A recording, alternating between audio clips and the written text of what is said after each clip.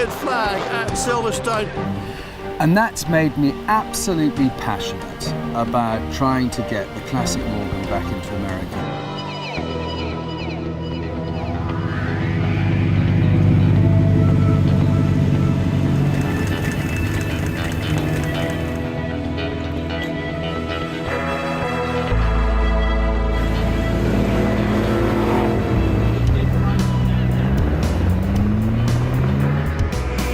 We've been invited by Brands Hatch Morgans to Goodwood, an opportunity for their customers to take their cars around the circuit or be driven with some experts guiding them. And the cars have ranged from family models right through to an Aeromax. It's all about having a bit of fun. It's all about going as slow as you want, or as taking it a little bit faster if you'd like to.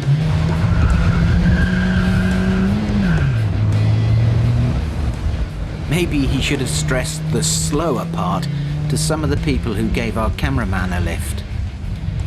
But, of course, you could take it at a more leisurely pace if you chose to, though, on this particular day, it was Gregor Dixon Smith's 1954 +4 coupe that had decided to slow down, not Gregor. No such problems for the factory's Mark Reeves, who managed to both scare and thrill co-worker Emma Churchill in the factory's Series 4 Aero 8.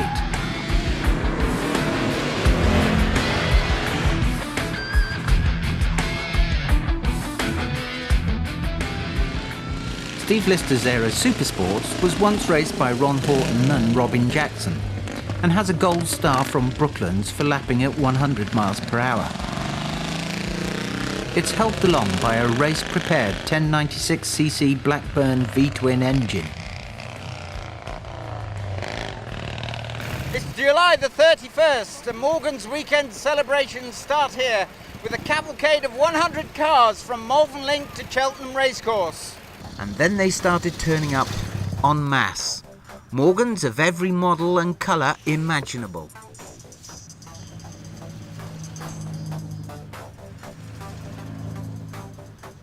To really appreciate the magnitude of this event, you need to take to the air. Thousands of similar shaped cars, only differentiated by their colour. It's an almost surreal sight. There was a row of 62 Le Mans replicas, headed up by TOC itself, greeting every visitor, whilst inside the good weather afforded a better chance to look at the cars. And so the real fun could begin for both young and old alike, all under the watchful eye of the law, you understand. It was time to do some shopping, or you could just relax, and the boss was happy to get amongst the thick of it.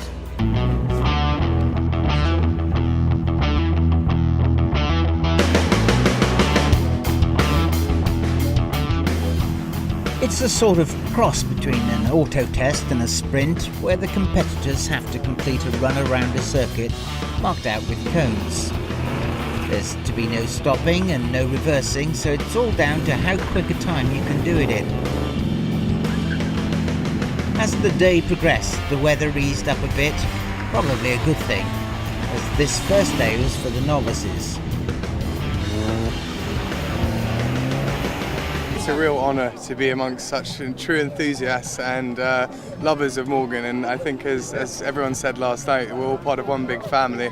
And it's a very special moment for everyone here today, I think.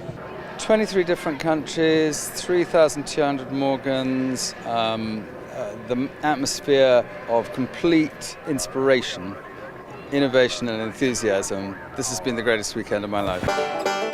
They do a charity collection at the factory every year, but this one was, of course, special, with all the funds going to the BBC's Children in Need appeal, adding to the money collected by sales of raffle tickets for that 4-4 Sports. Peace!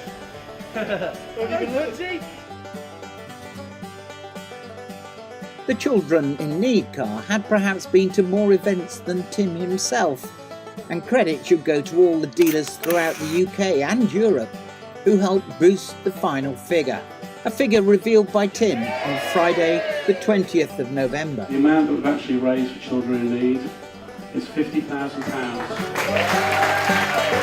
But where do I find those elusive little bits?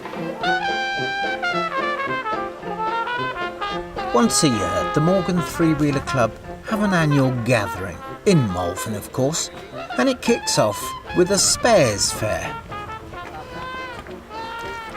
It's an opportunity to source those hard-to-find parts, and just about anything for the cars is sold or swapped. And as well as the old, there's the new, from exhaust parts, bearings, and even whole bodies. And not only can you get the t-shirt, you can buy the real thing. It's all done in the most gentlemanly of manners.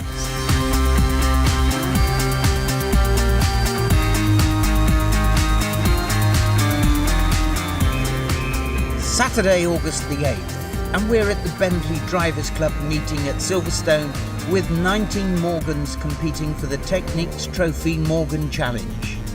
Made doubly special by the presence of, arguably, the most famous Morgan racing pair of all time. These races, of course, are rather like they used to be. Lots of camaraderie, lots of good racing, people not carving each other up. It's nothing like the British Touring Car Championship. But, you know, the tracks, as I say, they've all changed. The regulations are tighter. Getting a license is more difficult. It's just a different story. In international racing, I don't think they have as much fun nowadays as we did. It's much more intense, much more professional, and we thought we were pretty professional, but by today's standards, not. Well, we certainly had more fun.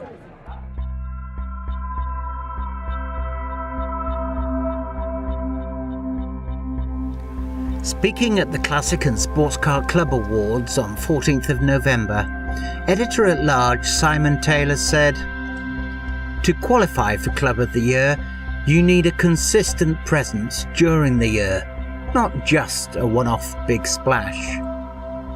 Wherever you went this year, be it a village show in rural Essex or a hill climb in the Cotswolds, you could count on seeing a gaggle of these cars."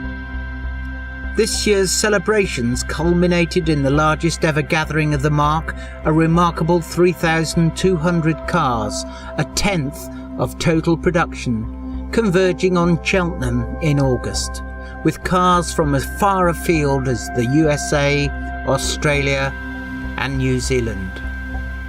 And there's a fanatic display of them here at the show. Club of the Year goes jointly to the Morgan Sports Car Club and Morgan Three-Wheeler Club.